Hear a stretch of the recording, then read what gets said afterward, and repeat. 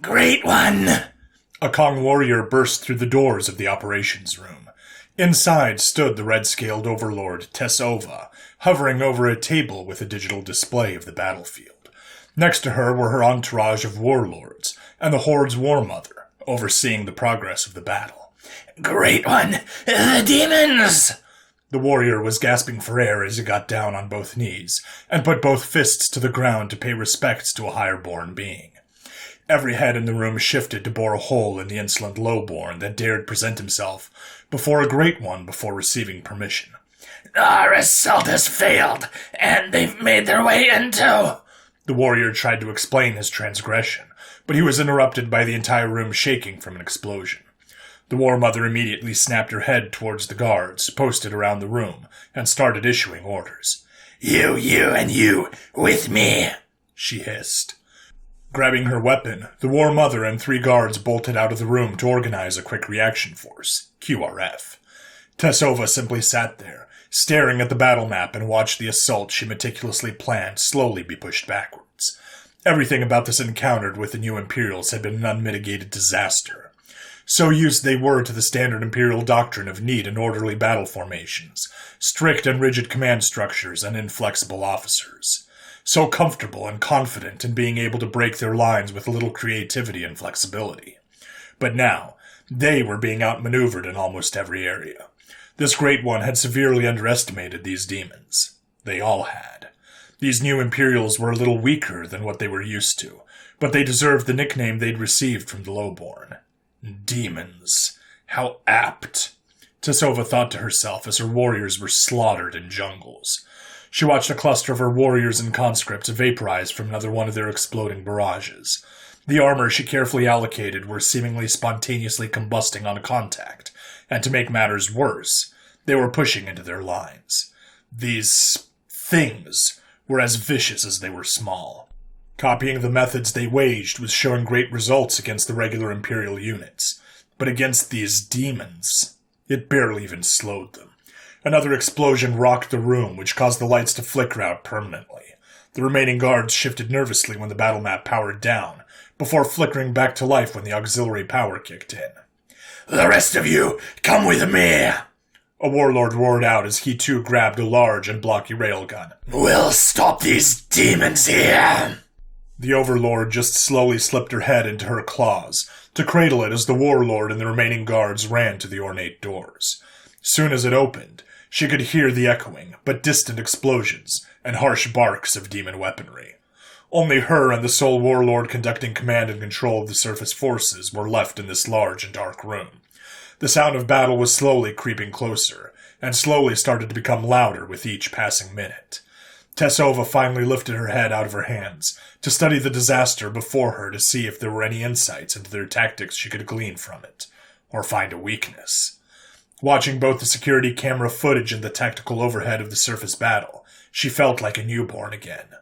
Information flooded into her as she just tried to soak in as much as she could. She seared into her brain the way they moved, individually and as a group. This Great One learned 4 major keystones in how these demons operated. They were efficient, flexible, amorphous, and independent. First of all, these things moved and killed with such ruthless and startling efficiency.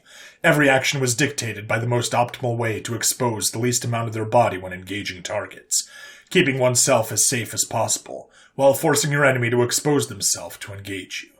Second, their flexibility was defined by their lack of roles as they cut through the jungle and her den.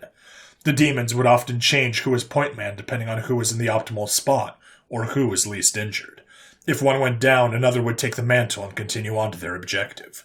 Third, the demons seemed amorphous in how they conducted themselves. There were no battle lines, no preset positions, and they were only in positions that they were the most optimal to be in, no matter where it was. This allowed them to maintain constant 360-degree security, or to be able to quickly orient themselves to any sudden threats. Fourth, and last, they were fiercely independent. This Great One initially thought they were a quasi-hive mind, due to how chaotically but obstinately they pushed their objective. However, she was wrong. It was a common occurrence where a lone squad or cluster would wander off and complete their objectives. This meant they were capable of making independent decisions, then define their own secondary objectives, and finally complete them.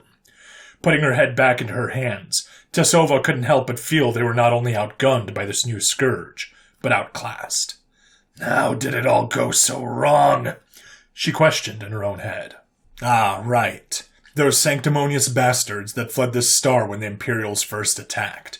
They were oh so eager and brave when they devoured this colony's inhabitants. A feast of blood and screaming that even she fondly remembered. However, at the very first sign of trouble, those pretenders immediately turned tail and ran, only to be smashed into the atmosphere where a forward Imperial fleet waited behind the moons. Now just a handful of the higher-born were left to defend this world, and the Imperials decided to let loose a scourge upon them. As time went by, the sound of fighting seemed to slowly cease to her astoundment. Looking back up at the security footage, it appeared that the scourge that plagued them had stopped their advance. Beyond the occasional potshot and retaliatory roar of demon weapon fire, the lines underground and on the surface seemed to come to a standstill. What amazing luck the Maw had sought to give me one last lifeline, Tessova joyously thought to herself. Seeing a way out, the Overlord decided she'd use this opportunity to have her forces disengage. Send out the call! Our forces are to retreat! Her deep and raspy voice resounded. The last remaining warlord ceased his squabbling into the radio and looked at this den's Overlord with wide eyes. We have no hope of stopping them here. We must fortify this city, she let out, standing up. Form the rear guard and have our forces slowly disengage, one cluster at a time. With a renewed vigor, she started issuing commands to the lone warlord. Snapping out of his shock, the warlord immediately started issuing orders to the various Terranian and subterranean units the Overlord had under his command. The Highborn watched as her forces started peeling away from the front line, one unit at a time, and hoped this tactical pause lasted a little while longer. Waiting nervously, she stared hard at the monitor and hoped she just had a little more time, whenever a cluster of soldiers fell back to the tram or fled further into the jungle. Most red-scaled Kong would consider this an unforgivable act of cowardice, but Tessova had learned a very important and painful lesson. Of the long months of dealing with these phantoms, they imparted upon her, it's best to live and fight another day. Every time they slipped through her claws was another day of agonizing harassment and setbacks. Catching them had become a number one priority due to the sheer amount of intelligence they were gathering and damage they were causing. However, when she finally caught her demonic ghosts, instead of the satisfying victory and the savory taste of their flesh, she got caught in a life-or-death struggle. Alas, it appeared that even thinking about this blight upon her people was enough to summon them, for another massive explosion shook the entire den. Hearing the flurry of battle, the Overlord squinted her eyes to the security feed, having a hard time getting a full picture of ghostly figures as they ripped through her people as if they were paper. Their very outlines seemed to flicker and shimmer as they flowed into rooms with such terrifying speed. She questioned how any being could react so fast. It was then Tessova vividly remembered a similar scene when she watched the surviving security footage of the fallen den. These very beings ran through what remained in the den and slaughtered everything in their path. Snapping back to reality after another large and violent explosion, a single figure walked away from their shadowy companions and finally came into focus. The being walked over to a grievously wounded warrior that was trying to slowly crawl away and ended its life while staring directly into the security camera. Even though the Highborn couldn't see its face through its armored helmet, she could tell that the monster was grinning. But what perturbed her the most wasn't the soul-piercing stare she imagined it was giving, but what she read on that devil's helmet. Carved into it was a simple Kong sentence. I'm just here for the violence. The devils had come for her. No! No! She yelped in fear. At the same time, the large ornate doors once again burst open, to the horror of the Overlord. The red-scaled Kong fell on her rear end, and crawled backwards as fast as she could as panic overwhelmed her. Great One, you must flee! The War Mother yelled, limping through the door. The Overlord let out the breath she held in relief, once the offenders were shown to be the War Mother and a group of Kong warriors. Great One, the demons are upon us! You must flee! Disregarding all decorum, the War Mother and warriors grabbed the Overlord and literally started dragging her out of the room. Go! I shall see the withdrawal to the end! the warlord said while he micromanaged units still in combat. Glancing back at the warlord and the security feed, she saw one of those monstrosities' appendages turn into a weapon itself when a group of her warriors ambushed it on the other side of a door. Managing to push down its weapon and get in close, the demon simply thrusted his hands forward, grabbed either side of the warrior's head, and pierced their eyes with its fingers. Then the demon simply pulled. As that was happening, the rest of the humans were not even a second behind him when they entered and slaughtered the rest of her warriors. It was faint, but she could hear the incessant barks of amusement as it swatted away the blood dripping down its arm. Stunned into immobilization by the sight of her best fighters being virtually ripped into shreds, the escorting warriors had to carry the highborn out of the operations center. The moment they exited, they could not only hear, but feel the concussion of every explosion as it echoed off the walls. The demons were close. Very close. More warriors and conscripts ran forward to slow the demon's advance as she was rushed towards the trams, but it felt like nothing would even slow them down. As the group hobbled their way through the den, trying their best to get to the tram's loading dock, they could still hear the incessant barking of orders from the escorting warriors' radios. It seemed that the retreat was going smoothly on the surface, but the den was severely compromised. Just when the highborn praised the warlord in her heart, a distorted blast followed by gunfire and screaming ran through the warriors' radio. It seemed it didn't matter how fast they ran. The demons were determined to snuff out every life in the den, especially hers.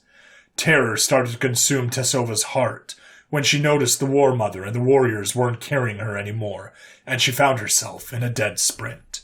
As the group reached the giant reinforced gate that led to the master of the den's personal tram, they looked up at what appeared to be a large, ornate blast door with a massive, intricate locking mechanism that was more decorative than functional. Knowing the opening sequence for the door would take precious seconds, the War Mother limped over to the console, while the warriors checked their weapons and took defensive positions in order to slow their pursuers. Unfortunately, due to the power outage, the automated identification system was offline. The War Mother had to rack her brain and try to remember the long string of security keys that were needed to access this part of the den. "Damn thing open!" The War Mother yelled in near panic while she slammed on the console.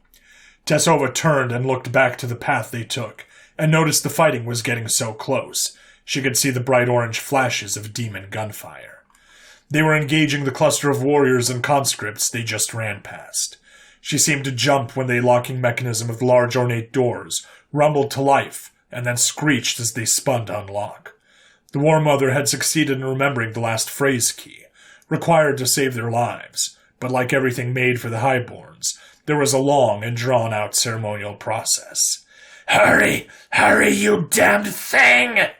Tessova screamed as the locks twisted and shined. For the first time in her life, she regretted having the finer things in her life. The Great One made an oath to herself. She will, for now and forevermore, strive for efficiency, simplicity, and speed. Boom! A couple of conscripts crumpled just 20 meters away from the group, flinched and crumpled as their bodies were perforated by shrapnel. Tessova stared in horror when she saw several small cylindrical-shaped objects fly around the corner. Instinctively turning around and pushing herself and the War Mother through the slowly opening door, the Overlord saw the brightest flash in her life. The explosion was so bright, she felt as if her eyes themselves had been completely burned out, when her vision almost started failing her. She couldn't hear it, with her hearing completely gone from the blast, but she could feel the War Mother scream in pain as they fell into the tram station. With sheer willpower alone, Tessova grabbed the War Mother and dragged her in a full sprint into her personal tramcar. Not even bothering with waiting for her companion to orient herself, she immediately got into the cab and started the startup sequence. Again, the Highborn cursed with her heart the slow and ceremonial startup sequence, as the screams of her escorting warriors echoed into the tram as they were being slaughtered just outside. As soon as the engine started, she grabbed the throttle and slammed it as far forward as she could. However, the fighting outside seemingly died down the moment the tram slowly lurched to life. Moving at a snail's pace, the Overlord anxiously looked back at the still opening door and grabbed the War Mother's railgun while the disoriented woman slowly crawled to her feet. "Great One, did we make it?" The War Mother was cut off when her head exploded, spraying Tessova with blood, bone fragments, and brain matter. Even though they were speeding up substantially, bullets riddled the tram, piercing right through the War Mother and showering her with gore and secondary fragments. The Overlord slammed into the console when more bullets punched through her body, leaving grievous and agonizing injuries, but not fatal ones. Covered in gore and bleeding all over the console, the last of the platform she saw was several figures sprinting towards the departing train. One came into focus momentarily, and she saw a haunting and evil smile painted on the helmet of the devil as it raised its weapon and pointed at the tram. Never had she felt such fear when another burst of bullets shot through the windows and landed just inches from her head. Tessova leaned against the bullet-ridden console, clutching her wounds, whimpering and shaking. While the tram finally reached its max speed and blistered towards the megacity, she wasn't even able to celebrate the fact that she managed to barely survive. The Great One realized she was the target in this assault, and she was now the prey. Now that he knew what the second lieutenant wanted to know, Klaxis covered his mouth and internally cringed while his mind raced a mile a minute. Was this information he was allowed to divulge? Was he even allowed to divulge any information? They kind of just gave him clearance and told him to fuck off and come back when he was healed. No instructions, no guidelines, no subtle threats, not even a fucking memo. So, you're worried that this human named, Dolman... Klaxis spoke carefully and slowly. Coleman, Lyria immediately corrected as she sat ramrod straight. The woman was more nervous than when she had her first interview with the Imperial War College. Coleman isn't responding to you, and you want me to find out where he is? Klaxis questioned with a judging look as he took his hand from his mouth and started tapping away at his datapad. Lyria squirmed a little when he made it sound like she was desperately trying to find any information about her date after she was ghosted. It's not like that. Where... She tried to correct herself, but she ended up stumbling all over her words, and wasn't able to refute what Lieutenant Zolnak was implying. She put her head into both of her hands. Klaxis stopped tapping away at his datapad, and looked back up at the mess in front of him with an exasperated look. Failing to hold in a sigh, the man decided to have mercy and tried to look up this... Coleman. Well, I'm sure he's just busy, he said, trying to soothe the distressed woman to no avail. Seeing as the woman didn't respond to his, admittedly pathetic attempt at empathy, Klaxis decided to turn back to his datapad. He might as well put the newly acquired access to the entire human network to the test. However, when he input the name Coleman, 30 faces populated his screen. Is he on this base? Klaxis asked as gently as he could. Yes, Lyria answered. Her voice ended up being muffled due to her hand still cradling her head. Klaxis shifted uncomfortably at the sight. He must have straight up kicked a nerve. Has this happened to her before? He asked himself internally. Turning back down to his datapad, he tapped on his screen to filter out all the Colemans and narrow it to this base. 3 more Colemans populated his screen that were on this base alone. 2 were in administrative roles, and another was a combat role. Seeing his unit's name and current assignment, Klaxis squinted in sympathy for the man. If the reports he was getting access to were correct, then that must have been an absolute shitshow of epic proportions, if he wasn't dead already. Scrolling through the profile of each Coleman, Klaxis narrowed down to what he assumed was the correct answer. The other admin was a senior female warrant officer, and the second lieutenant was obviously looking for a male. So this desk clerk must have been the correct answer. Klaxis looked up in sympathy at Lyria. Lyria still held her head in her hands, but it seemed she knew what expression Klaxis was making, as she remained dead silent. Well, Coleman is definitely on base right now. Klaxis continued to inform her of the bad news. No, it's okay, sir. She finally took her hands from her head and looked at the first lieutenant. Klaxis couldn't help but feel sorry when he looked into her dead-looking eyes. I should have figured this was going to happen, Lyria started laughing in self-derision as she slowly stood up. Not knowing what else to say, he decided to look back at the profiles listed to see if there was any good news. Lyria continued to giggle as despair slowly started to consume her while she started walking towards the exit. She was going to need a hefty drink and a very long therapy session after this. Lady Aurelia, Klaxus called out one more time. He decided it was best to be thorough and find out which Coleman she was actually asking for. It left a sour taste in his mouth that he inadvertently crushed the woman, and he would actually feel guilty if he gave her the wrong information. Lyria stopped and slowly turned around, sporting a dazed expression and a 1,000-yard stare. It was Jason Coleman you were looking for, right? Klaxus asked while averting his gaze from the pitiable woman. Richard, she responded deadpan. Looking back down at his datapad, Klaxus tapped on the profile named Richard Coleman. Ah, shit, I'm a fucking idiot! Klaxus cursed himself in his own head for his gaffe. However, when the profile opened, his eyes narrowed when he read the status report and current assignment. Oof, he said aloud. Sensing the equally bad news from that simple statement, Lyria just started chuffing in self-mocking amusement. It seemed that the first lieutenant had even worse news in store for her. What was it this time? He skipped the planet to get away from her? Did he file a restraining order? Did he, ever say what unit he was in? Klaxus asked tentatively as he tapped away at his datapad. Why would that matter? Lyria thought to herself. 303rd Orbital Jump Division? She tried sounding out the odd human words Coleman taught her. Klaxus looked up and seemed like he was panicking before looking back down.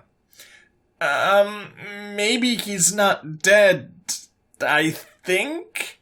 He said aloud while he scrolled furiously through reports. What? Lyria screamed at the top of her lungs, snapping out of her trace. What do you mean by dead? Every head in the room immediately snapped towards the commotion, and saw Lyria stomp her way towards the Uvil and aggressively grab him by the shoulders. I'm in danger, Klaxus thought to himself as he started sweating bullets. The woman had madness in her eyes when she grabbed a hold of him. Answer me! She continued to scream, shaking Klaxus. Klaxus could do nothing but motion at his datapad in order to save himself from the crazed she-beast before him. Letting go and grabbing a hold of the device, Lyria started reading the reports in order. Her breathing started getting ragged, and her heart started to break even more as she read the status reports of his battalion. Tears started flowing down her face when she reached the part of how his specific platoon was under heavy attack, and stopped sending status reports for the rest of the day. No, she whimpered out. She would much rather be ghosted than to have this happen. Klaxus shifted once more, narrowly escaping death a third time. I'm sorry. He tried to get out, but he was distracted by a notification from his phone and Lyria's shaking hands. The profile that was open on his phone had been updated with a new report. Wounded and evacuated to the 48th Imperial Legion HQ, she read aloud. Lyria immediately read further into the details and realized that Coleman was most likely a part of the reason the emergency broadcast system called in all medical personnel. Human MTF overloaded, Imperial Military Treatment Facility, MTF. She started skimming to see where he was hospitalized. She didn't even think twice before she went into a dead sprint towards the cafeteria door. Wait! Stop! You still have my... Klaxus tried to yell after the woman, but she was long gone. Fuck, he muttered quietly to himself.